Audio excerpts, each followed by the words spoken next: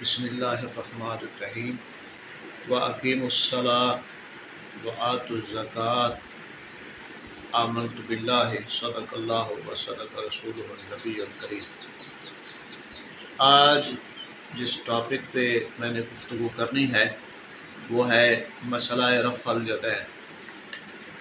رفع الیدین یعنی دونوں ہاتھوں کو اٹھانا۔ اب اس کے بارے میں جو فقہی اور شرعی مسئلہ ہے وہ یہ ہے کہ رفع یدین اس کو تکبیر تحریمہ جب آپ نماز شروع کریں تو رفع یدین کرنا یہ سنت ہے۔ اب رکوع سے اٹھتے ہوئے یا رکوع کو جاتے ہوئے، سجدے سے اٹھتے ہوئے یا سجدے کو جاتے ہوئے رفع الیدین کرنا یہ منسوخ ہے۔ اب اس کے اوپر بڑی شد و مد کے ساتھ، بڑے زور و شور کے ساتھ اسی کے اوپر ضعیف دلائل دیے جا رہے ہیں۔ تو اس سے قبل کہ میں ان احادیث کی شرعی حیثیت، جرح تعدیل اور اصول حدیث کی روشنی میں وہ بیان کروں کہ جو ثقہ بھی ہیں احادیث اور سند کے لحاظ سے صحیح بھی ہیں، جن میں یہ ہے کہ تکبیر کے شروع میں دونوں ہاتھوں کو اٹھانا چاہیے اور پھر نماز کے دوران رفع الیدین یعنی دونوں ہاتھوں کو نہیں اٹھانا چاہیے۔ اس کے اوپر جتنے دلائل ہیں ان کی سند بھی صحیح ہے۔ سب سے پہلی دلیل یعنی ان احادیث کی جن میں رفع الیدین کا ترک ہے کہ رفع الیدین صرف تکبیر تحریمہ کے وقت ہی کرنا چاہیے، پھر نماز کے اندر نہیں کرنا چاہیے۔ اس کے اوپر میں کچھ دلائل دینا چاہتا ہوں۔ سب سے پہلی دلیل حدیث علی، حدیث مولا علی شر خدا کرم اللہ تعالی وجہ الکریم، مشہور حدیث ہے۔ اس حدیث کو سنن دارقطنی کے اندر چوتھی جلد صفحہ نمبر 106 کے اندر سند میں پڑھ دیتا ہوں۔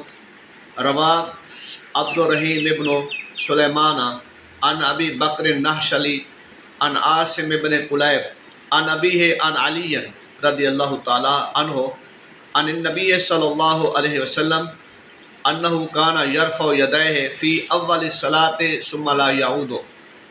عبد الرحیم بن سلیمان سے روایت ہے، وہ ابو بکر نحشلی سے روایت کرتے ہیں، وہ عاصم بن قلیب سے، عاصم بن قلیب اپنے والد سے، اور وہ حضرت مولا علی شیر خدا کرم اللہ تعالی وجہ الکریم سے روایت کرتے ہیں، اور وہ نبی کریم صلی اللہ تعالی علیہ وسلم کا یہ فرمان نقل کرتے ہیں کہ آپ صلی اللہ تعالی علیہ وسلم نماز کی ابتدا میں تو رفع الیدین یعنی دونوں ہاتھوں کو اٹھاتے تھے، ثم لا یعود، پھر ہاتھ مبارک نہیں اٹھاتے تھے۔ اب یہ حدیث مشہور ہے، حدیث مولا علی کرم اللہ تعالی وجہ الکریم۔ اب اس کی جو جرح تعدیل کی روشنی میں جو اس کی سند صحیح ہے، اس حدیث کی سند پر اس کے راوی عبد الرحیم بن سلیمان، اس کے اوپر کچھ لوگوں نے جرح کی ہے۔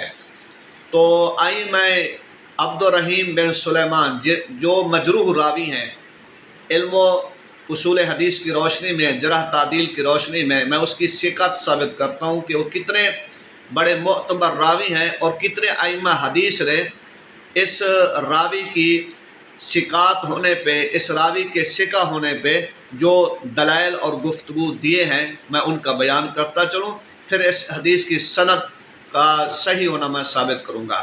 سب سے پہلے یہ جو تقریب و تہذیب کے اندر صفحہ 354 کے اندر امام ابن حجر مکی رحمۃ اللہ تعالی علیہ آپ فرماتے ہیں کہ امام عبد الرحیم بن سلیمان یہ ثقہ ہیں۔ کیوں؟ اس لیے کہ آپ صحیح ہیں، یعنی بخاری اور مسلم کے اور سنن اربع کے یہ راوی ثقہ راوی ہیں۔ تو ان کا اس روایت کو مرفوع کہنا کہ انہوں نے اس حدیث کو مرفوع کہا ہے، تو یہ ثقہ راوی کی زیادت ہے۔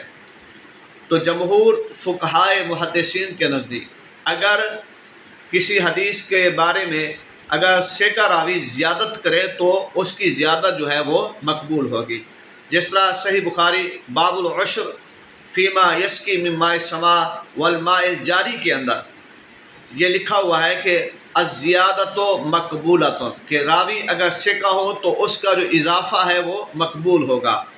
اسی طرح مستدرک علی الصحیحین للحاکم کتاب العلم کے اندر ان زیادت من الثقات مقبولۃ، کہ راوی کی جو ثقہ ہو اگر اس کی زیادت ہے تو وہ مقبول ہے۔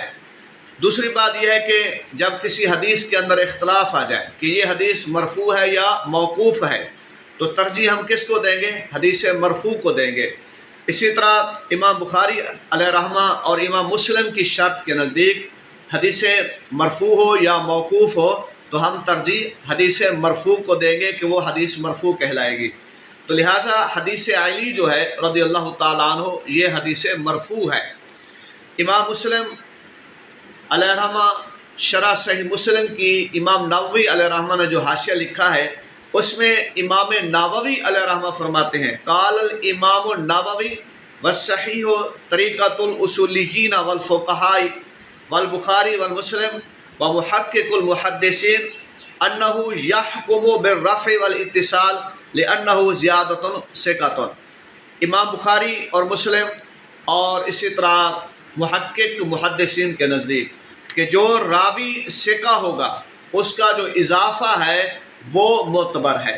اسی طرح حدیث مرفوع وہ ہوتی ہے جس حدیث کو نبی کریم صلی اللہ تعالیٰ علیہ وسلم کی طرف منسوب کیا جائے، آپ صلی اللہ تعالیٰ علیہ وسلم کے قول یا فعل یا آپ کی تقریر کی طرف۔ محدثین کے نزدیک حدیث مرفوع جو ہے اس کا حکم یہ ہے کہ یہ جو ہے اس کی سند کا انحصار ہوگا، سند کا اعتبار ہوگا۔ اگر اس کی حدیث مرفوع کی سند صحیح ہے تو وہ حدیث معتبر ہوگی، اگر حدیث مرفوع کی سند ضعیف ہے تو پھر قابل معتبر، قابل حجت، قابل استدلال نہیں ہوگی۔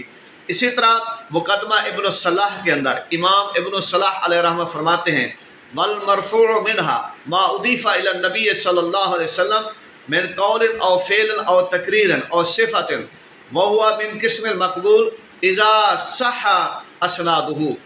آپ فرماتے ہیں مقدمہ ابن الصلاح کے اندر امام ابن الصلاح علیہ رحمہ کہ جب حدیث مرفوع جس کی سند صحیح ہو اور یہ مقبول کی قسم میں سے ہے۔ اسی طرح شرح صحیح مسلم کے اندر امام نووی علیہ رحمہ فرماتے ہیں والمرفوع حجۃ اذا صح سندہ فإنه یجب العمل به ولا یعتبر بقول احد خلافہ۔ آپ فرماتے ہیں کہ جو حدیث مرفوع ہو اس کی اگر سند صحیح ہے تو وہ حجت ہے اور قابل عمل ہے، اس کے اوپر عمل کرنا واجب ہے۔ اور اسی طرح تدریب الراوی کے اندر علامہ جلال الدین سیوطی رحمۃ اللہ تعالیٰ علیہ آپ فرماتے ہیں ان کل ما یسند الی النبی صلی اللہ علیہ وسلم فهو من دلائل الشرع اذا ثبت صحتہ۔ فرماتے ہیں کہ وہ جو نبی پاک صلی اللہ تعالیٰ علیہ وسلم کی طرف منسوب ہو، جو روایت یا جو احادیث اگر اس کی سند صحیح ہے تو وہ شریعت کے دلائل میں سے ایک دلیل بن سکتی ہے وہ حدیث مبارکہ۔ تو لہٰذا حدیث علی جو ہے رضی اللہ تعالیٰ عنہ کرم اللہ تعالیٰ وجہہ الکریم یہ حدیث مرفوع ہے اور اس کی سند بھی صحیح ہے، اگرچہ اس کے اندر ایک راوی عبد الرحیم بن سلیمان جو مجروح ٹھہرائے لیکن وہ محدثین کے نزدیک ثقہ ہیں اور یہ حدیث ان کی زیادت ہے، لہٰذا راوی ثقہ کی زیادت مقبول ہوگی۔ لہٰذا حدیث جو مرفوع کی سند جب صحیح ہے تو یہ شریعت کے دلائل میں سے ایک دلیل بنے گی اور اس کے اوپر عمل کرنا واجب ہوا۔ لہٰذا معلوم یہ ہوا جرح تعدیل کی روشنی میں اصول حدیث کے اس مختصر سی بحث سے کہ رفع الیدین جو ہے دونوں ہاتھوں کو اٹھانا شروع تکبیر میں تو جائز ہے، لیکن دوران نماز دونوں ہاتھوں کا اٹھانا یہ متروک ہے اور منسوخ ہے، دونوں ہاتھوں کو نہیں اٹھانا چاہیے۔ اللہ تبارک و تعالی ہمیں صحیح معنوں میں احادیث طیبہ صحیحہ پہ عمل کرنے کی توفیق دے اور ہمیں وہ نماز پڑھنے کی توفیق دے جس طرح ہمارے کریم آقا صلی اللہ تعالی علیہ وسلم نے نماز پڑھی ہے۔ آمین آمین بجاہ نبی الآمین صلی اللہ تعالی علیہ وسلم۔